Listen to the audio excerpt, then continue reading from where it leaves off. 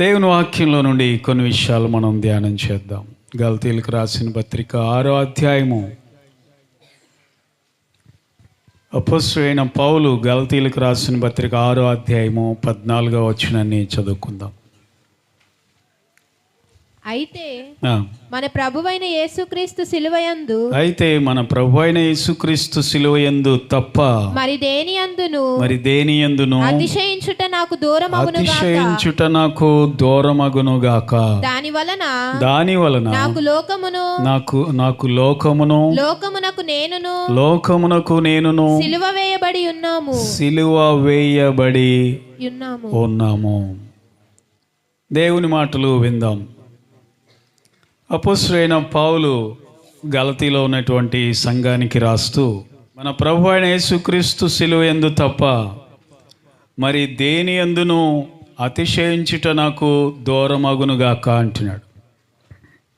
సిలువను బట్టి నేను అతిశయపడుతున్నాను అంటున్నాడు. పౌలా, అదేంటి? కొందరు ధనం ఉంటే అతిశయపడతారు, కొందరు ఆస్తిపాస్తులుంటే చాలా అతిశయపడతారు. ఏమండి, కొంతమంది ఒక మంచి బండి కొనుక్కున్నా వాళ్ళని ఆపలేము, అస్సలు దొరకరు వాళ్ళకి. కొంతమంది మంచి ఇల్లు కట్టుకుంటే బాగా అతిశయపడతారు. పౌలు అంట సిలువను బట్టి అతిశయపడుతున్నాడంట. దేవుని బిడ్డలారా, పౌలు గారు కూడా ధనం కలిగిన వాడే, డబ్బు ఉన్నవాడే. పౌలు గారు కూడా సన్హెద్రిన్ సభలో సభ్యుడు, ప్రముఖుడు, ఆ సమాజంలో పేరు ప్రఖ్యాతులు పొందినవాడు. పౌలు గారు కూడా ధర్మశాస్త్రం అంతా కంఠోబాటం పట్టి శాస్త్రులలో పరిసయ్యుల్లోకెల్లా గొప్పవాడని మనం చెప్పవచ్చు.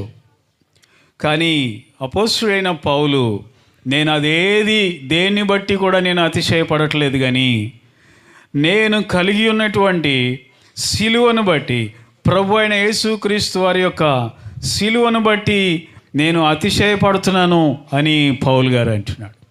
పౌలా, ఆ సిలువ నీకు ఏం చేసింది? ఆ సిలువ వలన నీకు ప్రయోజనం ఏంటి?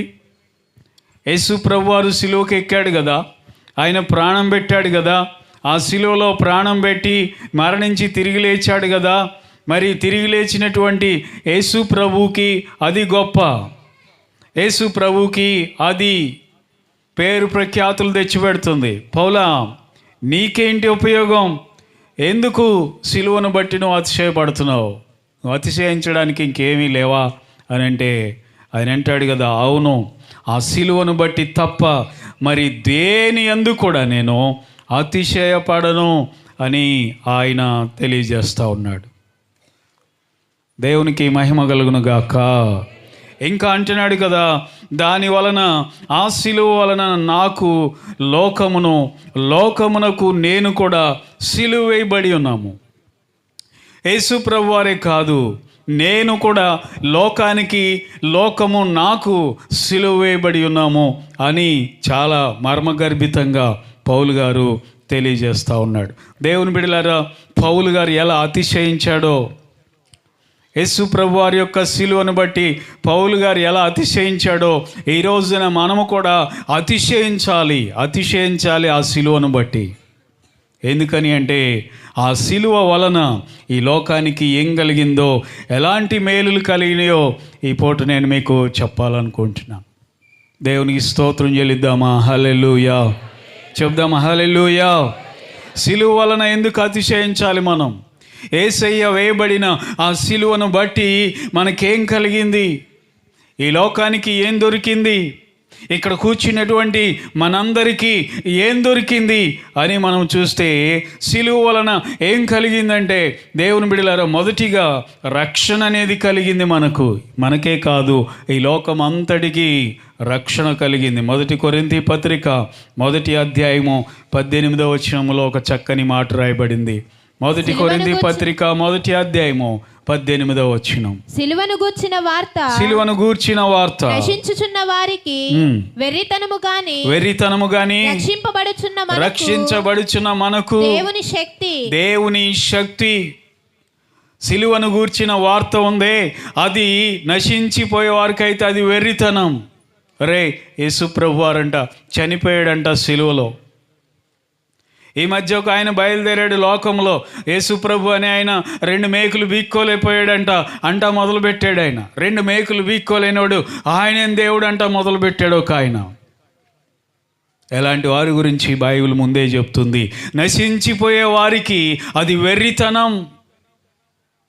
సిలువను గూర్చిన వార్త ఎవరైతే నశించిపోతున్నారో వారికి వెర్రితనం. మనకైతే రక్షించబడుతున్నాం ఆ సిలువను గూర్చిన వార్త ద్వారా. ఆ సిలువను గూర్చిన వార్త ద్వారా మనము రక్షణ పొందుతున్నాము. ఈరోజు మనము రక్షించబడ్డాము. విలువైనటువంటి రక్షణ దేవుడి రోజున మనందరికీ అనుగ్రహించాడు. అందుకే ఈ రోజున సిలువ వద్దకు వచ్చి ఆయన శరీరంలో, ఆయన రక్తములో మనము పాలు పంపులు పొందుతున్నాం. దేవుని బిడ్డలారా, ఇంకా ఎవరైతే విశ్వసిస్తారో, ఇంకెవరైతే నమ్ముతారో వారికి కూడా ఈ రక్షణ అనేది సిద్ధంగా ఉంది. ఇక్కడ రక్షణ పొందిన వాళ్ళు చాలామంది ఉన్నారు, అలాగే పొందని వారు కూడా కొంతమంది ఉన్నారు. దేవుని బిడ్డలారా, ఎందుకు మీ ఎదురుగానే ఎందుకు ప్రభు శరీరం ఇచ్చేది? ఎందుకు ప్రభు రక్తాన్ని పంచిపెట్టేది? రక్షణ పొందిన వారికి మీ కళ్ళ ఎదుటనే మీరు చూస్తుండగానే ఎందుకు ఇది పంచిపెట్టేది అంటే, ఆ రక్షణ మీరు కూడా పొంది తీరాలని. ఆ విలువైన రక్షణ మీరు కూడా పొందుకొని దేవుని రాజ్యానికి వారసులం కావాలని ఈ సిలువ నిన్ను హెచ్చరిస్తుంది. దేవుని బిడ్డ, ఈ సిలువ నీకు వార్నింగ్ ఇస్తుంది. ఏమనంటే, ఇదిగో నా కుమారుడా, నా కుమార్తె, నీ కోసం కూడా నేను సిలువకి ఎక్కానమ్మా, నీ కోసం కూడా నేను సిలువలో మరణించాను సోదరుడా, నీ కోసం కూడా నేను నా కుమారుడు నా ప్రాణాన్ని అర్పించాను, నీ కోసం కూడా ఎన్నో దెబ్బలు తిన్నాను అని చెప్పి యేసు ప్రభు వారు రక్షణ పొందమని ప్రతి ఒక్కరిని కూడా హెచ్చరిస్తూ ఉన్నాడు. దేవుని బిడ్డ, ఈరోజు నువ్వు రక్షణ పొందుతావా? రక్షణను నిర్లక్ష్యం చేస్తావా? ఒకసారి ఆలోచించే. హెబ్రీ పత్రిక 2వ అధ్యాయము 3వ వచనంలో ఉంది కదా, ఎంత గొప్ప రక్షణను నిర్లక్ష్యము చేసిన ఎడలా ఎలాగు తప్పించుకుందామో. ఇది గొప్ప రక్షణ, ఇది గొప్ప రక్షణ. ఈ గొప్ప రక్షణను ఎవరు నిర్లక్ష్యం చేయకూడదు. సంవత్సరాలు గడిచిపోతున్నాయి, నెలలు గడిచిపోతున్నాయి, సంవత్సరం వెంబడి సంవత్సరం వస్తుంది. దేవుని బిడ్డ, నీ వయసు పెరిగిపోతుంది. ఎంతకాలం రక్షణ లేకుండా జీవిస్తావు? ప్రభు అంటున్నాడు కదా, ఎంత గొప్ప రక్షణ నువ్వు నిర్లక్ష్యం చేస్తే ఎలా తప్పించుకుంటావు? ప్రమాదాలు తప్పించుకోగలుగుతావేమో. కొంచెం ఉంటే నా ప్రాణం పోయేదండి, లారీ కింద పడేదాన్ని అండి అంటావేమో. ప్రమాదాలు తప్పించుకుంటావేమో దేవుని కృప బట్టి.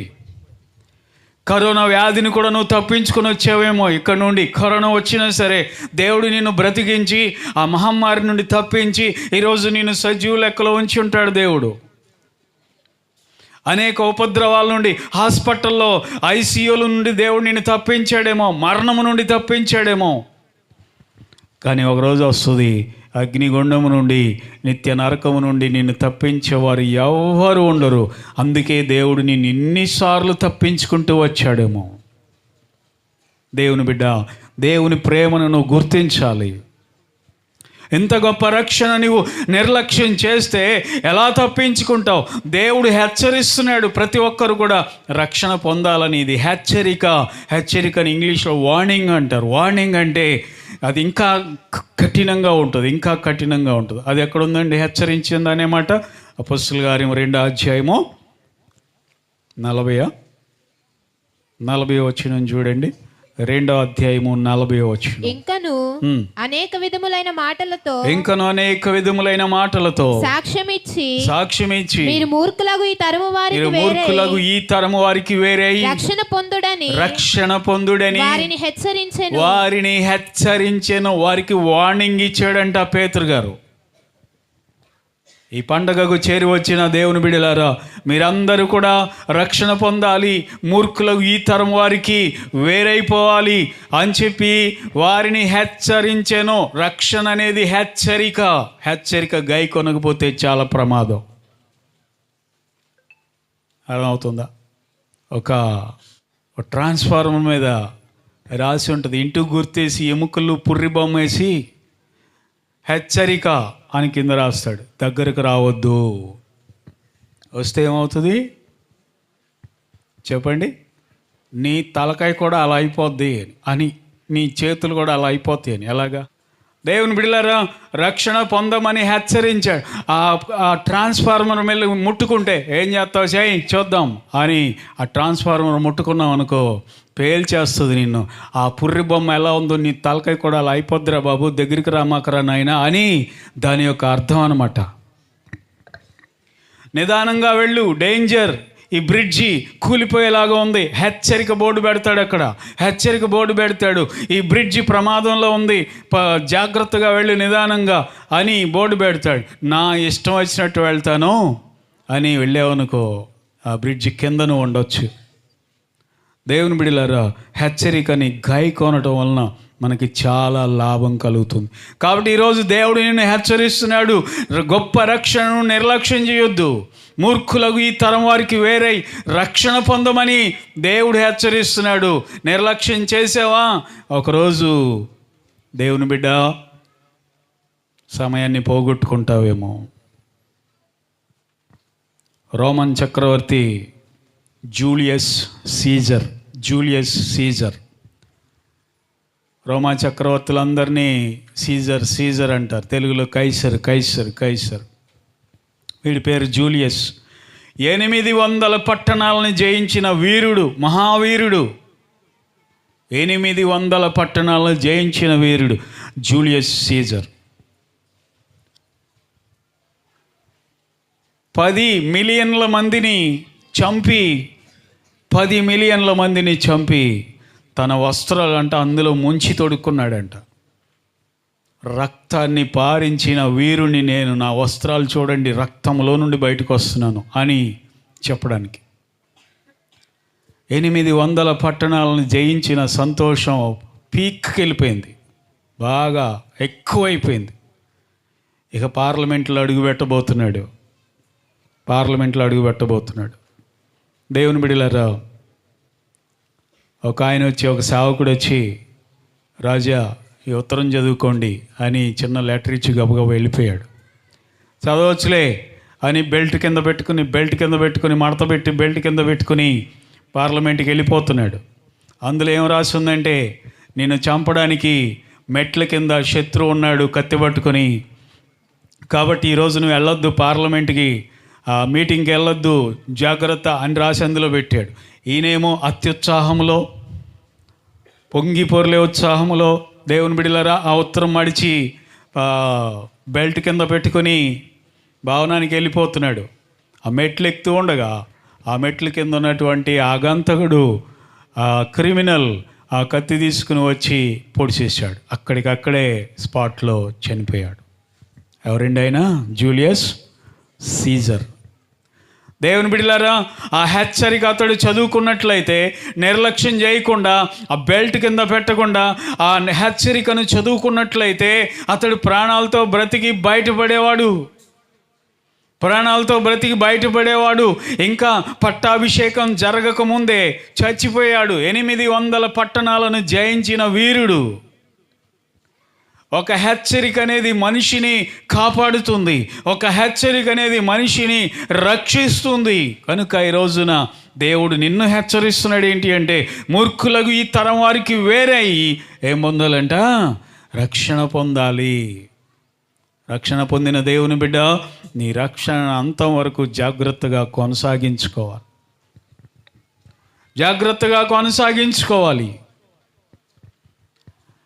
రక్షణను భయముతో, వణుకుతో కొనసాగించుకోవాలి. నిర్లక్ష్యంగా ఉన్నావంటే జాగ్రత్త, నిత్య జీవాన్ని పోగొట్టుకుంటావేమో. కాబట్టి సిలువను గూర్చిన వార్త నశించిపోయే వారికి వెరితనం, కానీ రక్షించబడుతున్న మనకు దేవుని శక్తి, సిలువ అనేది రక్షణ ఇచ్చింది. అందుకని దానిని బట్టి మనము అతిశయపడాలి. దేవునికి స్తోత్రం కలుగును గాక. మనందరం రక్షించబడాలని, మనకు విమోచన కలగాలని, పాప శాపము నుండి విడిపించబడి ప్రియులారా నిత్యరాజ్యానికి వారసులు అవ్వాలని ఆయన మేకులు కొట్టించుకున్నాడు కావాలని. ఇష్టపూర్వకంగా ఆయన మరణించాడు. 3 మేకులేం కర్మ, మరణాన్ని ఓడించి తిరిగి లేచాడు, పైకి వచ్చేసాడు. హల్లెలూయా, హల్లెలూయా. కనుక దేవుని బిడ్డలారా, ఎందుకు సిలువ ఎందు మనం అతిశయించాలి అంటే, ఎందుకు సిలువను బట్టి మనం గర్వించాలి అంటే, ఈరోజు మనకు నిత్య రక్షణ అనేది వచ్చింది, రక్షణ భాగ్యం అనేది దొరికింది. అందును బట్టి మనము అతిశయపడేవారుగా ఉందము గాక. హల్లెలూయా. రెండవదిగా యేసయ్య సిలువను బట్టి మనము నూతన వ్యక్తులుగా మారాం, క్రొత్త వ్యక్తులుగా మనం మారాం. మనలో నూతన స్వభావం వచ్చింది. పాత జీవితం అంతా పోయింది, రోత జీవితం అంతా పోయింది. మనము న్యూ అయిపోయాం, కొత్త వారం అయిపోయాము. అందుకే రోమాపత్రికలు అంటాడు 6వ అధ్యాయము 6వ వచనంలో, రోమాపత్రిక 6వ అధ్యాయము 6వ వచనం చూడండి. ఏమనగా మనమికను పాపమునకు దాసులము కాకుండుటనకు పాప శరీరము నిరర్ధకమగునట్లు మన ప్రాచీన స్వభావము ఆయనతో కూడా సిలువ వేయబడెనని ఎరుగుదుము. సిలువ వచ్చి ఏం చేసిందంటే మన పాత స్వభావాన్ని సిలువ వేసేసింది, చంపేసింది. మన పాప స్వభావం, ఆదాము పాపం చేశాడు గనక ఆదాము నుండి వస్తున్నటువంటి మనుషులందరూ ప్రియులారా పాపము చేస్తూ వచ్చారు. ఆ పాపము నుండి విడిపించడానికి యేసయ్య సిలువ మరణం పొందాడు. ఆయన మరణం పొందడమే కాదు, ఆయన సిలువ ద్వారా మన పాత స్వభావం అంతా చంపివేయబడింది. ఇప్పుడు మనము క్రీస్తునందు నూతన సృష్టి అయి ఉన్నాం. హల్లెలూయా. చెప్దాం హల్లెలూయా. పాతవి గతించెను, ఇదిగో సమస్తము అనండి. పాతవి గతించెను, సమస్తము క్రొత్తవాయెను. హల్లెలూయా. నా చూపు కొత్తదైపోయింది, నా నడవడిక కొత్తదైపోయింది, నా ఆలోచనలు కొత్తగా మారిపోయినాయి, నా యొక్క ప్రవర్తన కొత్తగా మారిపోయింది, నా నోటి మాటలు కొత్తగా మారిపోయినాయి, నా వినికిడి మారిపోయింది. నేను సమస్తము నవీన స్వభావాన్ని ధరించుకున్నాను అని దీని యొక్క అర్థం అన్నమాట. కనుక దేవుని బిడ్డలారా, సిలువ వేయబడుట ద్వారా, యేసయ్య సిలువ వేయబడుట ద్వారా మనకేం కలిగింది అంటే నవీన స్వభావము, నూతన స్వభావము, ఏ న్యూ మైండ్, నూతన మనస్సు, ఏ న్యూ హార్ట్, నూతన హృదయము దేవుడు మనకి ఇచ్చాడు సిలువ వేయబడుట ద్వారా. ఎందుకంటే ఒకడు కొత్తగా జన్మిస్తేనే వాడు దేవుని రాజ్యమునకు, కొత్తగా జన్మిస్తే దేవుని రాజ్యాన్ని చూడలేడు. ఒకడు నీటి మూలముగాను ఆత్మ మూలముగాను జన్మిస్తే కానీ వాడు దేవుని రాజ్యంలో ప్రవేశించలేడు. నికోదేం, యేసయ్య చెప్తున్నాడు నికోదేంతో. అర్థమవుతుందా? మనం మళ్ళీ పుట్టాలి, మళ్ళీ జన్మించాలి. ఒక గొంగళి పురుగు మళ్ళీ ఎలా పుట్టుకొస్తుందో దాని పాత రూపమంతా చంపేసుకుని కొత్త సీతకు చిలుకలాగా ఎలా బయటకు వస్తుందో, బటర్ఫ్లై లాగా, ఒక న్యూ బటర్ఫ్లై లాగా ఎలా బయటకు వస్తుందో, అలాగే మన పాత స్వభావం చంపివేయబడి నూతన స్వభావముతో మనము బయటికి రావాలి. యేసయ్య సిలువ ద్వారా అది జరిగింది. దేవునికి స్తోత్రం చెల్లిద్దామా? హల్లెలూయా. నువ్వు రక్షణ పొంది కూడా ఇంకా నూతన స్వభావం నీలో లేదంటే నువ్వు పాత వ్యక్తివే.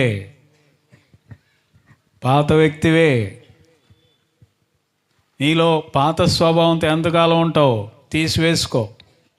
పాత స్వభావం, ఇల్లు పాత పడితే తీసేస్తావు, కొత్త ఇల్లు కట్టుకుంటావు.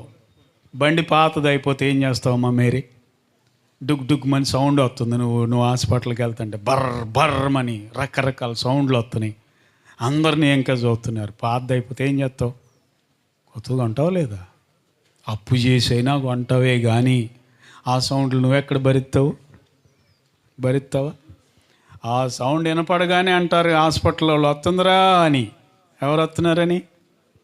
మేరీ వచ్చేస్తుందిరా. అవును కదా.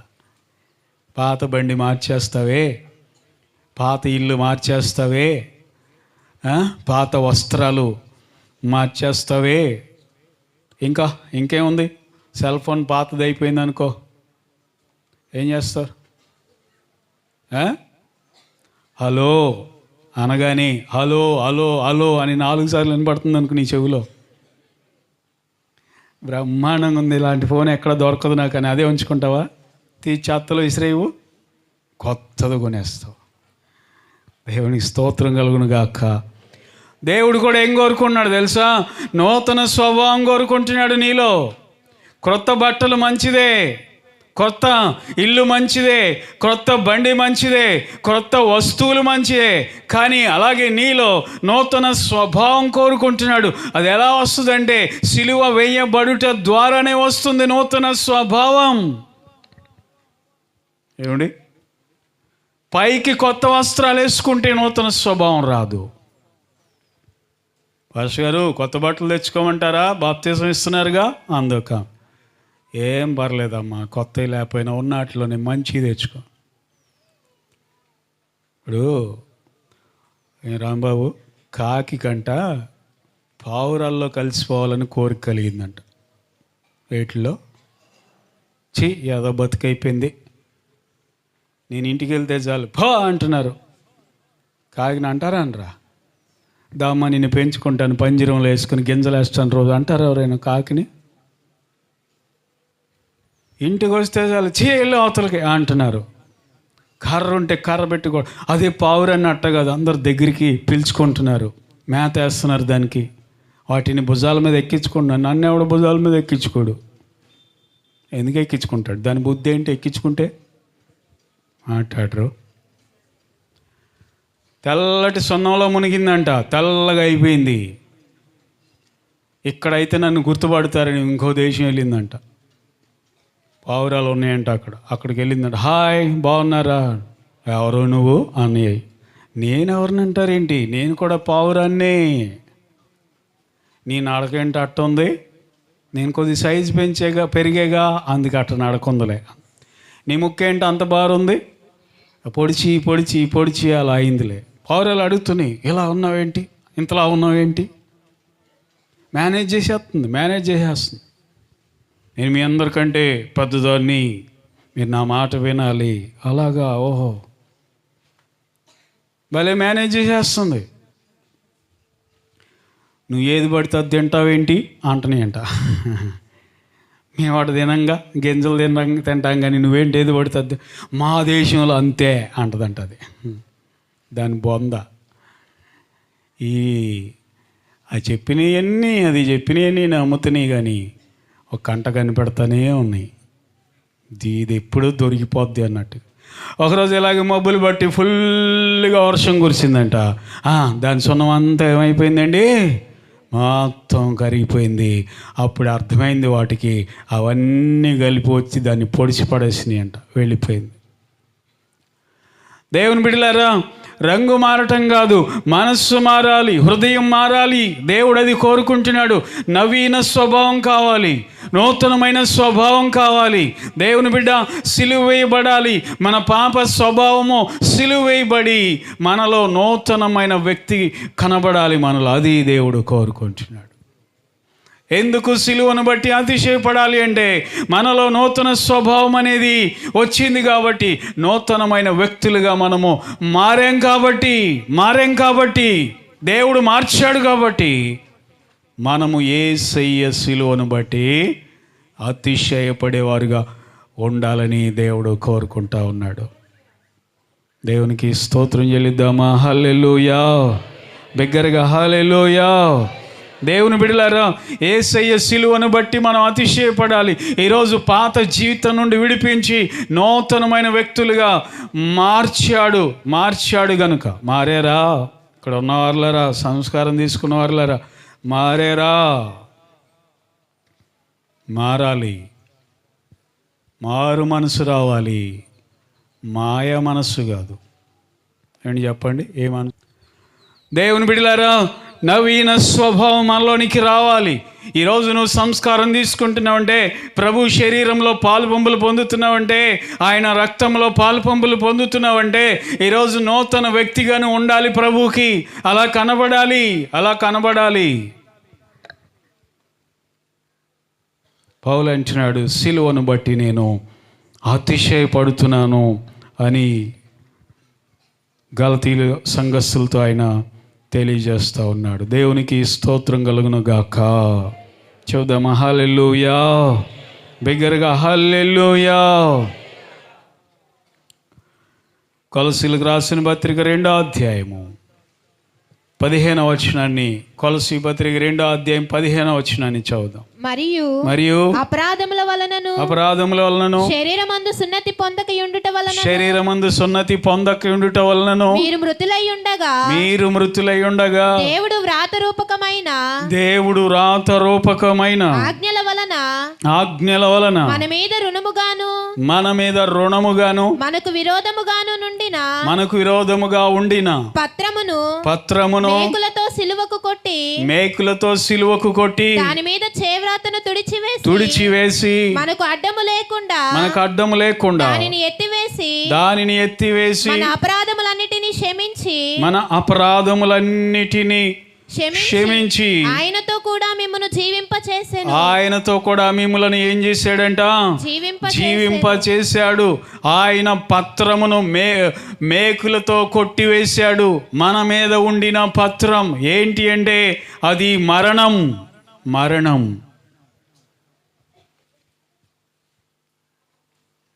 దేవుడే రాసిన శాసనం, మరణ శాసనం. అది అంటే ఏంటి అంటే ఆజ్ఞాతిక్రమమే పాపము వలన వచ్చి జీతము మరణం. అది దేవుడు రాసిన శాసనం. ఒక రాజుగారి శాసనం రాశాడంటే, ముద్రతో ఉంగరంతో ముద్ర వేసాడంటే, అది రాజుగారు కూడా మార్చడానికి వీల్లేదు. ఆ రాజు చచ్చిపోతేనే, వేరే రాజు వస్తేనే అది మార్చబడుతుంది. ఇప్పుడు మనుషులందరి మీద దేవుడు మరణ శాసనం రాశాడు. ఏంటి ఆ మరణ శాసనం అంటే? పాపము వలన వచ్చే జీతం మరణం. మనం అందరం మరణించాల్సి ఉంది, నిత్య నరకానికి వెళ్ళవలసి ఉంది. కానీ యేసు ప్రభు ఆయన రాసిన శాసనాన్ని ఆయనే మార్చాలని ఆయనే ఈ లోకానికి వచ్చి చనిపోయి ఆయన దానిని కొట్టేశాడు. ఆ మరణ శాసనాన్ని కొట్టేశాడు.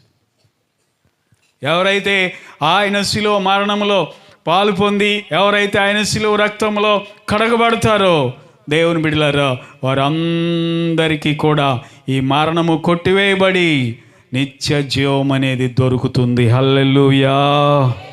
బిగ్గరగా హల్లెలూయా. ఒక ఆయన స్టూడెంట్ నన్ను అడిగాడు, పాస్టర్ గారండి, ఎప్పుడో 2000 సంవత్సరాల క్రితం యేసుప్రభు వారు చనిపోయి రక్తాన్ని చిందించాడు కదా, ఇప్పటికీ ఎలా మనల్ని అది కడుగుతుంది?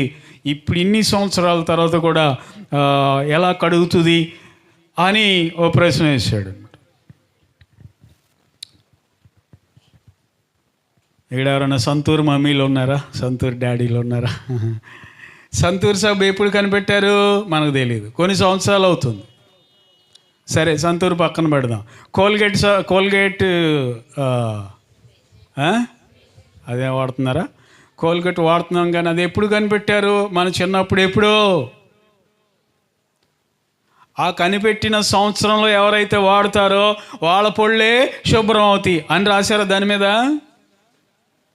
ఆ సంవత్సరంలోనే వాడాలి, లేకపోతే 2వ సంవత్సరంలో వాడితే మీ పళ్ళు తెల్లగావు అని రాశారు దాని మీద. ఎన్నో సంవత్సరాల క్రితం తయారు చేయబడింది అది. ఈరోజు మన పిల్లలు కూడా దాన్ని వాడుతున్నారు. ఎందుకని? పళ్ళు శుభ్రం అవడానికి. దేవుని బిడ్డలారా, యేసయ్య శిలువ రక్తము కూడా అంతే. 2025 సంవత్సరాల క్రితం ఆయన శిలువలో రక్తాన్ని కార్చాడు మానవాళి కోసము. ఈరోజు కూడా ఎవరైతే ఆ రక్తంలో కడగబడతారో వారు మరణము కొట్టివేయబడి జీవములోనికి వెళ్తారు. హల్లెలూయా. బిగ్గరగా హల్లెలూయా. అంటే మరణం ఉండదని కాదు, ఉంటుంది. మరణములో నుండి జీవములోనికి వెళ్తారు. యేసయ్య శిలువ రక్తములు ఎవరైతే కడగబడరో వారు మరణములో నుండి నిత్య నరకంలోకి వెళ్తారు. నిత్య నరకంలోనికి వెళ్తారు. వింటున్నారా? ఇప్పుడు ఇక్కడ వంతెన ఉందా? మనకి వినాలి. దగ్గరలో వంతెన ఉందా? ఆ వంతెనలో మీద నుండి అవతలకి వెళ్ళొచ్చు. ఇంకోటి కూడా ఉంది, ఆ వంతెన మీద నుండి కాళ్ళకు కూడా మాట్లాడరే దొకొచ్చా. వంతెన దాటి అవతలకి వెళ్తే వేరే గ్రామానికి వెళ్తాం. వంతెనలో ఉండి కాళ్ళలో పడితే చచ్చిపోతాం. అలాగే యేసయ్య ఈ మరణంలో నుండి మనలను జీవంలోనికి దాటిస్తున్నాడు. నిత్య అగ్నిలోకి వెళ్ళనీయకుండా. అది ఎలా జరిగింది? ఆయన శిలువ మరణము ద్వారానే. ఎంత గొప్ప రక్షణ దేవుడు మనకిచ్చాడు. దేవుని బిడ్డలారా, ఎంత గొప్ప భాగ్యాన్ని ప్రభు మనకు అనుగ్రహించాడు. మరణములో నుండి జీవంలోనికి మనం దాటిపోతాం. నిత్య నరకముతో ఇక మనకు పని లేదు. ఆమేన్, హల్లెలూయా. చెప్దామా? అందరు చెప్దామా? హల్లెలూయా. దేవుని బిడ్డలారా, ఈ రోజున ఇంకా ఎవరైతే రక్షణ పొందలేదో మీరు మరణపు అంచుల్లో ఉన్నారని దాని అర్థం. ఎవరైతే శిలువ రక్తము చేత మీరు కడగబడలేదో మీరు నిత్య నరకానికి అంచుల దగ్గర ఉన్నారని అర్థం. కాబట్టి ఈ రోజున మీరు శిలువ రక్తము చేత కడిగివేయబడి మీ మీద ఉన్న ఆ యొక్క పత్రమును కొట్టివేయించుకోవాలి. మీరు కొట్టివేయబడాలి. ఆ పత్రము కొట్టివేయబడాలి. అది దేవుడు కోరుకుంటా ఉన్నాడు. ఆమేన్, హల్లెలూయా. చెప్దామండి గట్టిగా, హల్లెలూయా. కాబట్టి ఎందుకు సిలువను బట్టి మనం అతిశయపడాలి అంటే, ఇదిగో ఆ మన మీద ఉండినటువంటి ఆ పత్రము కొట్టివేయబడింది. ఆ మరణ శాసనము కొట్టివేయబడింది. ద డెత్ సెంటెన్స్ అనేది ప్రియులారా కొట్టివేయబడింది మన మీద నుండి. ఇప్పుడు మనం అందరము నిత్య జీవానికి వారసులమై ఉన్నాం. భూమి మీదే ఉన్నాం కానీ పరలోకానికి మనము హక్కుదారులం. అర్థమవుతుందా? చివరికి ఇంకోటి చెప్పి నేను ముగించేస్తాను. మరొక మాట చూడండి దేవుని బిడ్డలారా, ఈ యొక్క శిలువ ద్వారా మనకు దొరికినటువంటి మేలు ఏంటి అంటే, కొలస్సీ పత్రిక 1వ అధ్యాయము 19వ వచనాన్ని కూడా చదువుకుందాం. ఆయన యందు సర్వసంపూర్ణత నివసింపవలెనని ఆయన శిలువ రక్తము చేత సంధి చేసి ఆయన ద్వారా సమస్తమును అవి భూలోకమందున్నవైనను పరలోకమందున్నవైనను వాటినన్నిటిని ఆయన ద్వారా తనతో సమాధానపరచుకొనవలెనని తండ్రి అభిష్టమాయెను. శిలువ ద్వారా ఏం జరిగిందంటే, తండ్రి అయిన దేవునితో మనం అందరము సమాధానపరచబడ్డాం. తండ్రి అయిన దేవునికి ఒకప్పుడు దూరస్తులుగా ఉన్నాం. పాపము చేయటం వలన, శాపములో బ్రతుకుట వలన ప్రియులారా తండ్రి అయిన దేవునికి దూరస్తులమై ఉంటూ ఉండగా, ఇప్పుడు దేవుడు తన కుమారుడైన యేసుక్రీస్తు వారిని ఈ లోకానికి పంపించాడు. యేసయ్య ఈ లోకానికి వచ్చి దేవుని బిడ్డలారా తండ్రి అయిన దేవునికి మనకు ఏం కలుగజేశాడు? సమాధానము కలుగజేశాడు. దేవునికి మహిమ కలుగునుగాక. చెప్దామా హల్లెలూయా. బిగ్గరగా హల్లెలూయా. ఇక్కడ ఎవరైనా భార్య భర్తలు సమాధానం లేకుండా వచ్చిన వాళ్ళు ఉన్నారా? ఉంటారు, ఉండకుండా ఉండరులే. తిట్టుకునో కొట్టుకునో గొడవపడో వచ్చి ఉంటారు. ఇప్పుడు మీరు ఇంటికి వెళ్తారే కానీ మాట్లాడుకోరు.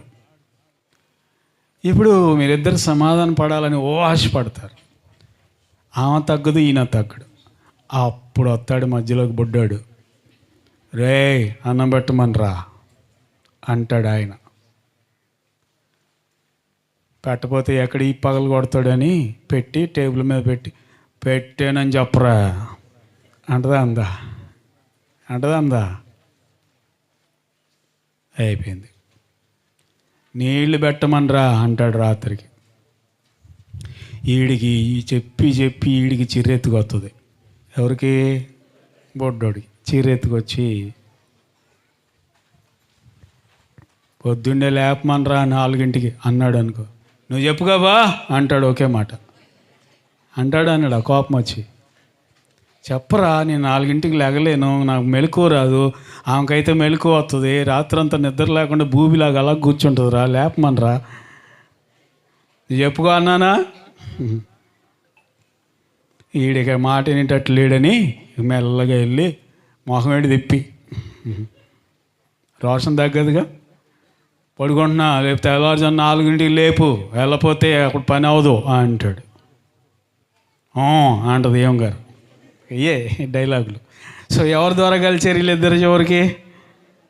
చెప్పరే, పిల్లల ద్వారా. పిల్లలు ఎంత గొప్పవాళ్ళండి, తల్లిదండ్రులను కలుపుతారు చక్కగా. దేవుని స్తోత్రం కలుగునుగాక. హల్లెలూయా.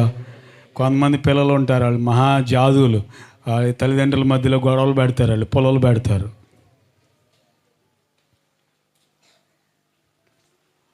మమ్మీ నన్ను స్కూల్ నుండి తీసుకురావడానికి డాడీని పంపి మాక, నువ్వురా అన్నాడంట. ఎందుకురా, ఏమైందిరా అంటే, మా మిస్ దగ్గరతో సోదేసుకుంటాడు, రాడయ్యే ఓ పట్టానా, అందుకని నువ్వురా అన్నాడు. ఇక రేగిపోయిందామా. ఎవరు రేగిపోయింది? ఇన్ని రోజుల నుండి నువ్వు శ్రద్ధగా వెళ్తుంటే ఏంటో అనుకున్నా, ఎవరిని తీసుకురావడానికి, పిల్లవాడిని తీసుకురావడానికి ఎంత శ్రద్ధగా వెళ్తున్నాడు ఏంటో అనుకున్నా. ఇదా సంగతి అని ఏం మొదలైంది వాళ్ళిద్దరి మధ్యలో? అంటే ఈ బుడ్డోడు ఏం పెట్టాడు వాళ్ళిద్దరికి చెప్పండి? దేవుని బిడ్డలారా, తండ్రి అయిన దేవునికి మనకు సమాధానము లేకుండా జీవిస్తూ ఉండగా యేసయ్య కలువరి సిలువలో మరణించి, సిలువ ఎలా ఉంటుందండి? ఒకటేమో 2 చెక్కలు ఉంటాయి, ఒకటేమో చెప్పండి, ఒకటి నిలువుగా ఉంటుంది. అది భూమికి ఆకాశాన్ని కలిపేదని అర్థం, భూమిని పరలోకాన్ని కలిపే. అడ్డంగా ఉండేది ఏంటి అంటే, ఈ సర్వలోకాన్ని ఈ సిలువ పిలుస్తుందని అర్థం. దేవుని బిడ్డలారా, ఒకప్పుడు తండ్రి అయిన దేవునితో సమాధానం లేకుండా జీవిస్తున్న మనలను కూడా తండ్రితో సమాధానపరిచింది. ఇప్పుడు మనం అందరము కూడా అబ్బా తండ్రి అని పిలిచే గొప్ప ధన్యత ప్రభు మన అందరికీ ఇచ్చాడు. దేవునికి స్తోత్రం కలుగును గాక. అందుకే నువ్వు కూడా సిలువను బట్టి అతిశయించు. సిలువ ద్వారా నీకు రక్షణ కలుగుతుంది. దేవుని బిడ్డ, సిలువ ద్వారా నీ మీద రాయబడిన మరణ శాసనము రద్దయిపోతుంది. సిలువ ద్వారా ఇదిగో సాతాను శక్తుల మీద నీకు జయము కలుగుతుంది. సిలువ ద్వారా ఇదిగో తండ్రితో సమాధానం కలుగుతుంది నీకు. సిలువ ద్వారానే నిత్య రాజ్యం అనేది నీకు దొరుకుతుంది. కనుక ఇంకా ఎవరైనా దేవుని బిడ్డ ఈ సిలువ చెంతకు రానట్లయితే ఏ ఉదయకాల సమయంలో ప్రభు నిన్ను పిలుస్తున్నాడు. దేవుని బిడ్డ, ఆయన సిలువ ఎద్దుకు వస్తావా? ఈ పాపంలో ఒప్పుకుంటావా? మారు మనసు పొందుతావా? రక్షణ పొందుతావా? నీ మీద ఉన్న మరణ శాసనాన్ని రద్దు చేసుకుంటావా? దేవుని రాజ్యానికి వారసురాలు అవుతావా? అయితే నువ్వు ధన్యుడవే, ధన్యురాలవే. దేవుని రాజ్యం నీ కొరకు సిద్ధంగా ఉంది. కనుక దేవుని బిడ్డ, ఈ మాటలకు లోబడదాం, ఈ మాటలను అర్థం చేసుకుందాం, ఆ మాటలను అనుసరించి నడుచుకుందాం. సిలువను బట్టి మనము కూడా అతిశయించుదాము గాక.